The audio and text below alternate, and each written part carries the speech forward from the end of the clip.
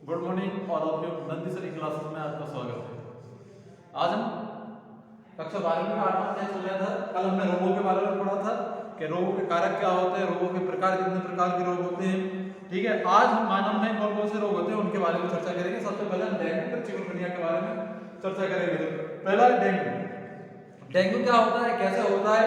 ठीक है, देखिए डेंगू बुखार एक मच्छर बहल यानी मच्छर से होने वाला, ठीक है, विषाणु जनित उष्णकटिबंधीय रोग है। यह रोग उष्णकटिबंधीय क्षेत्र में विषाणु जनित होता है। कभी कभार आपको प्रश्न पूछ लिया जाता है क्वेश्चन में, डेंगू किसके द्वारा होता है? जीवाणु, विषाणु, प्रोटोजोआ, कवक, शैवाल। ठीक है, यह किसके द्वारा होता है? विषाणु जनित रोग है। कुछ दशाओं में यह रोग, ठीक है, घातक डेंगू, ठीक है, रक्त स्रावी ज्वार में विकसित हो जाता है। यह एक खतरनाक रोग है जिसकी पहचान, ठीक है, टोनीवेक्ट परीक्षण द्वारा की जाती है। इसके अतिरिक्त अन्य कई परीक्षणों भी उपलब्ध हैं जिससे विषाणु अथवा आरएनए के प्रतिरक्षा को पहचानने वाले परीक्षण सम्मिलित होते हैं। यानी इसकी पहचान आरएनए का प्रतिरक्षण का जो है उसके द्वारा इसकी पहचान की जाती है। और टोनीवेक्टर परीक्षण भी होता है। इसका अगर पूछ लिया जाता है टोनीवेक्टर परीक्षण काय का होता है, तो डेंगू की जांच के, इसे डेंगू की जांच भी कहते हैं। ठीक है, अब विषाणु विज्ञान। विषाणु विज्ञान यानी विषाणु जनित रोग है। तो विषाणु कौन से विषाणु से होते हैं? डेंगू ज्वर विषाणु, यानी विषाणु कौन सा? आपके फ्लिवेरिडी, ठीक है, कुल के फ्लिवे, जो फ्लिवी वायरस है, ठीक है, वंश का एक आरएनए विषाणु है। इसकी, ठीक है, वंश की कुछ अन्य सदस्यों, इसी वंश के कुछ अन्य सदस्यों के नाम है yellow fever virus, yellow fever virus, ठीक है, या जैपेनियज आपका एपिलाइटिस वायरस, या टिक बॉर्न एपिलाइसिस वायरस आदि हैं। इसी कुल के वायरस हैं, इनसे जनित जो रोग हैं, ठीक है, इसमें आपका डेंगू है। डेंगू विषाणु का जीनोम लगभग आपका 11,000 न्यूक्लियर ओटोडाइट, ठीक है, ओटोडाइट आपके क्षारकों का बना होता है। या ओटोडाइट क्षारक होते हैं, क्षारकों उसके द्वारा बना होता है, जो विषाणु कण बनाने, जो विषाणु के कण होते हैं, कण बनाने वाले 3 विभिन्न प्रकार की, ठीक है, प्रोटीन अणुओं तथा को कोटेड करते हैं। इस प्रकार इसका निर्माण होता है। इसके बाद है संचारण। इसका संचारण कैसे होता है? डेंगू विषाणु का संचारण, ठीक है, मादा, ठीक है, टाइगर मच्छर एंटीज विशेष रूप में एक आपका एजिफाइट द्वारा होता है। जो आपका ये मादा मच्छर द्वारा होता है, जैसे मलेरिया होता है, ठीक है। कौन सा मादा मच्छर? मादा आपका टाइगर मच्छर एंटीज, ठीक है, ए, ठीक है, एजिफाइटर द्वारा होता है। ये अगर पूछ लिया जाए आपको, मच्छर सामान्यतः 35 डिग्री उत्तर तथा 35 डिग्री दक्षिण अक्षांशों के मध्य, यानी जो भौगोलिक स्थिति की बात हो रही है, 35 से उत्तरी और 35 दक्षिणी आपके, ठीक है, अक्षांश होते हैं, उनके मध्य 1000 मीटर की ऊंचाई तक पाया जाता है। ये मच्छर साधारणतः प्रातःकाल एवं संध्या काल में काटता है। यह मच्छर के काटने की अत्यधिक संभावना सुबह और शाम के समय होती है, उस समय यह काटता है। हालांकि यह दिन में भी किसी भी समय, ठीक है, काटकर संक्रमित कर सकता है। डेंगू द्वारा संचारित करने वाला जो अन्य प्रजातियां हैं, इसमें ए, ठीक है, एल्बोपेक्टस है, ए स्कोटिलेटिस है, ए पॉलीसिस्टम है, ठीक है। हालांकि मानव इसका प्राथमिक पोषक है। हालांकि क्या है? मानव इसका प्राथमिक पोषक है, फिर भी यह, ठीक है, गैर मानव या प्राइमेडियम में भी पाया जाता है। मानव के अलावा यह अन्य प्राइमेडियम में भी पाया जाता है। मच्छर के एक ही बार काटने से संक्रमण हो सकता है। अगर मच्छर, जो डेंगू वाला मच्छर होता है, उसके कौन सा मच्छर होता है? आपका एंडीज, जो मादा एंडीज है, ठीक है, एजिफाइटर, उसके द्वारा एक ही बार काटने में भी यह हो सकता है। मादा मच्छर जब प्रारंभिक 2 से 10 दिन की ज्वारीय अवधि के दौरान किसी संक्रमित व्यक्ति का रक्त चूसती है, ठीक है, 2 से 10 दिन की ज्वारीय अवधि के मध्य जब चूसती है, तो प्रारंभ में जब उसी व्यक्ति का रक्त चूसती है तो स्व संक्रमित हो जाती है और प्रारंभ में विषाणु मच्छर के आहार नाल की कोशिकाएं, जो विषाणु मच्छर होता है उसका जो आहार नाल होती है उसकी कोशिकाएं को संक्रमित करता है, परंतु 8 से 10 दिन बाद यह संक्रमण लार ग्रंथि और सहित अन्य ऊतकों में पहुंच जाता है और लार ग्रंथि से विषाणु लार में मुक्त हो जाते हैं।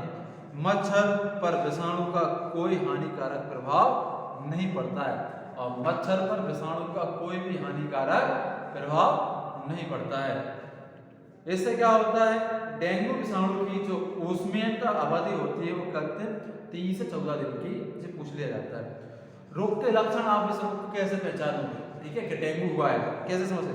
यह रोग अचानक तीव्र ज्वार के साथ प्रारंभ होता है। अचानक इसमें आपको बहुत तीव्र ज्वार उत्पन्न होता है, जिसके साथ साथ, ठीक है, सिर में विशेष रूप से आंखों के पीछे, ठीक है, दर्द होता है।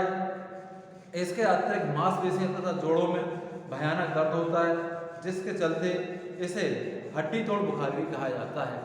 हड्डी तोड़ यानी आपके जो ज्वाइंट है शरीर के उनमें सबसे ज़्यादा दर्द होता है। शरीर पर लाल चकत्ते भी पड़ जाते हैं। सबसे पहले यह हाथ पैरों पर, फिर छाती पर और कभी कभी सारे शरीर पर फैल जाते हैं चकत्ते। सबसे पहले हाथ पैरों छाती और कभी कभी पूरे शरीर पर भी फैल जाते हैं। इसके अतिरिक्त इस रोग के अन्य लक्षण हैं पेट खराब होना, पेट में दर्द, ठीक है, दस्त लगना, ब्लड की समस्या, ठीक है, कमजोरी, ठीक है, निरंतरता, चक्कर आना, भूख ना लगना आदि। कुछ मामलों में यह रोग घातक डेंगू या रक्त स्रावी ज्वार में विकसित हो जाता है और तब ज्वार बहुत तेजी हो जाता है और रक्त स्राव प्रारंभ हो जाता है और रक्त की कमी हो जाती है। रक्त या ब्लड, ठीक है, लेटेस की कमी हो जाती है और कुछ मामलों में डेंगू प्रभावित, जो डेंगू आपका, ठीक है, प्रत्याघात सिम्टोम उत्पन्न हो जाते हैं, जिसमें खतरनाक तरीके से रक्तचाप कम हो जाता है। इस दशा में मृत्यु दर बढ़ जाती है और ऐसी दशा में क्या होती है, जब यह बुखार बहुत तीव्र गति से होने लगता है, कभी कभी खून का ब्लीडिंग भी होने लगती है और ब्लीडिंग शरीर में रक्त की कमी होने के साथ साथ जो डेंगू प्रदर्श सिम्टोम होता है उसमें इसके कारण जो आपके खतरनाक तरीके से रक्तचाप कम हो जाता है, यानी रक्तचाप कम होगा, यानी जैसे बीपी, आप बीपी लो कहते हैं, रक्तचाप कम होगा और डेंगू प्रभावित इसमें जो व्यक्ति होगा उसकी मृत्यु हो जाएगी। जब कोड में डेंगू विषाणु, ठीक है, वहन करने वाला मच्छर किसी व्यक्ति को काटता है तब विषाणु मच्छर की लार के साथ त्वचा में प्रवेश कर जाता है और जब किसी व्यक्ति को काटता है तो लार के साथ उसके त्वचा में प्रवेश कर जाता है। यह विषाणु मानव के शरीर में पहुंचते ही श्वेत रक्त कोशिकाओं यानी WBC से संबंधित होकर उनमें प्रवेश कर जाता है और शरीर में जाएगा। जो हमारी पुलिस में जो आपकी पेशियां हैं, ठीक है, मांसपेशियां, और उसमें जो सफेद रक्त कणिकाएं यानी WBC होती हैं, जिनका जीवन का 1 से 2 दिन होता है, वह क्या होती हैं, नष्ट हो जाती, प्रवेश कर जाती हैं और उनके तथा संपूर्ण शरीर में, ठीक है, भ्रमण करती हैं और WBC में विषाणु की, ठीक है, प्रतिक्रिया अनेक संकेत प्रोटीनों जैसे, ठीक है, साइटोकाइनेज या इन्फ्लोरेंस आदि उत्पन्न होती हैं। ज्वार एवं तीव्र दर्द के लिए उत्तरदायी होते हैं। ज्वार का तीव्र दर्द के लिए उत्तरदायी भी होते हैं। ऐसे ज्वार से क्या होता है, तीव्र दर्द भी होता है और गंभीर संक्रमण की दशा में शरीर के अंदर विषाणु उत्पन्न बढ़ जाता है और अन्य कई रोग जैसे यकृत, ठीक है, अस्थि मज्जा आदि भी प्रभावित हो जाते हैं और कोशिका की आपकी क्या होता है, जो परमाणुता के कारण रक्त वाहिकाओं में रक्त से क्या होता है, तरल रिसाव होता है। देह तरल पदार्थ रक्त स्राव से निकलने लगता है और देह गुहा में आ जाता है, जिसके कारण क्या होता है, जो आपका रक्त वाहिका, रक्त परिवहन कम हो जाता है और रक्त वाहिका यानी रक्त की जो कोशिकाएं होती हैं, सिराएं, उनमें रक्त की कमी आ जाती है और यह रक्तचाप कम हो जाता है। जीवन के लिए जो आवश्यक अंग हैं आपके के कारण, ठीक है, प्लेटलेट की संख्या कम हो जाती है, जिससे रक्तस्राव का खतरा उत्पन्न हो जाता है, जो डेंगू बुखार की एक बड़ी जटिलता है। यह डेंगू बुखार की क्या है, बहुत बड़ी जटिलता होती है। सामान्यतः डेंगू ज्वार की, ठीक है, स्वास्थ्य जो लाभ अवधि है 3 से 7 दिन होती है। और इससे क्या है, ज्वार उत्पन्न होने की अवधि 3 से 7 दिन होती है। रोकथाम के उपाय, डेंगू को कैसे रोका जा सकता है, रोकथाम के उपाय देखिए। डेंगू की रोकथाम की सबसे अच्छा और उपाय है मच्छरों के आवास को नष्ट करना, यानी हमारे आसपास ऐसा कोई भी स्थान ना बनने दें जहां मच्छर उत्पन्न हो सके, यानी सबसे पहले गंदगी उत्पन्न ना होने दें, कोई सामान इकट्ठा होने ना दें, ठीक है। अगर हमारा घर है, घर का प्रत्येक कॉर्नर पे हमें प्रतिदिन झाड़ू लगाना चाहिए, वहाँ कोई सामान एकत्रित ना करें जिससे उस सामान में मच्छर उत्पन्न हो सके, ठीक है। पानी इकट्ठा जमा, खासतौर पे जो साफ पानी है कहीं ऐसा ना हो कि वो भरा है, प्रतिदिन उसे हमें चेंज करते रहना चाहिए, क्योंकि अधिकतर डेंगू का मच्छर साफ पानी में उत्पन्न होता है। तो मच्छरों को काटने से बचने, जल को एकत्रित ना होने दें, मच्छरों के प्रजनन को रोका जा सकता है, रुके हुए जल वाले क्षेत्रों में कीटनाशकों का प्रयोग करें। अगर आपके आसपास कोई ऐसा जल स्तर है जहाँ पर जमाव हो जाता है, आप ना चाहते हो फिर भी वह जमाव हो जाता है, कभी कभार कई क्षेत्र ऐसे होते हैं कि हम उनसे जितना बचना चाहते हैं पर कई क्षेत्रों में पानी इकट्ठा हो जाता है किसी कारणवश, तो ऐसे क्षेत्रों में आप क्या करें, कीटनाशक दवाओं का उपयोग करें। एंडीज मच्छर कृमि या जल संग्रह पात्रों में, ठीक है, जनन करते हैं। ये क्या करते हैं, जो आपका एंडीज मच्छर होता है, जो जल संग्रह पात्र होते हैं जिनमें जल एकत्र होता है, उन पात्रों में प्रजनन करते हैं, जैसे कूलर, ठीक है, गुलदस्ते, टायर, जो आपका टायर है, बोतलें आदि अतः इन जल पात्रों को अक्सर खाली रखना ही चाहिए। ऐसा नहीं है कि कूलर में आपका पानी भरा है, कूलर नहीं चल रहा है, 1-2 दिन तक उसमें पानी भरा है, तो ऐसे पात्रों को हमेशा खाली रखना चाहिए, ना कि हमें जैसे मनी प्लांट वगैरह गुलदस्ते यूज करते हैं, तो ऐसे वस्तुओं को मकान के अंदर ना रखें जिसमें पानी एकत्रित बना रहे। खाली करना चाहिए जिससे मच्छरों की, ठीक है, लार्वा नियंत्रण ना हो सके। लार्वा नियंत्रण होगा तो उससे क्या होगा, उसके बच्चे उत्पन्न होंगे, उसके कारण क्या है, इसकी अवधि ज़्यादा और मच्छर उत्पन्न बढ़ते जाएंगे, जिससे इनमें लार्वा की संख्या और अत्यधिक होगी और डेंगू होने की संभावनाएं बढ़ जाएंगी, ठीक है।